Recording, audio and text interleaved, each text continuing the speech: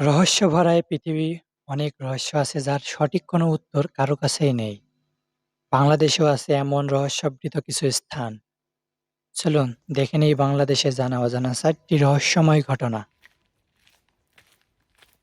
Number ১, branch of Barishal. গুগলে লিখে search দিলেই পাবেন বরিশাল ব্রিটিশরা আসার সময় এর নাম ছিল বাকেরগঞ্জ।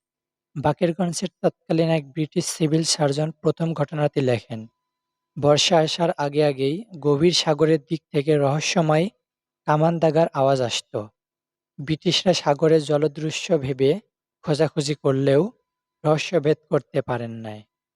নাম্বার ২, চিকনকালা।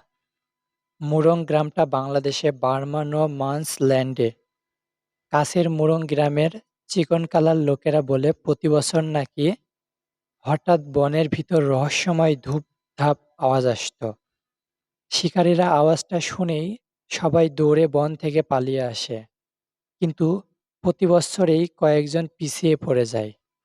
যারা পিছিয়ে পড়ে তারা আর ফিরে আসে না। কয়েকদিন পরে বনে তাদের মৃতদেহ পাওয়া যায়। শরীরে আঘাতের চিহ্ন নেই, তবুও চেহারায় ভয়ঙ্কর আতঙ্কের ছাপ। নাম্বার ৩, বগালেক।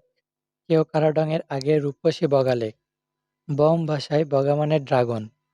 বমদের রূপকথা অনুযায়ী অনেক আগেই এই পাহাড়ে এক ড্রাগন বাস করত। ছোট ছোট বাচ্চাদের ধরে খেয়ে ফেলত। গ্রামের লোকেরা ড্রাগনকে হত্যা করলে তার মুখ থেকে আগুন আর প্রচণ্ড শব্দ হয়ে পাহাড় বিস্ফোরিত হয়। রূপকথার ধরন শুনে মনে হয় এটা একটা আগ্নেয়গিরি অগ্ন্যুৎপাত। উপজেলা পরিষদের লাইনের সাইনবোর্ডে সরকারিভাবে এই রহস্যের কথা লেখা।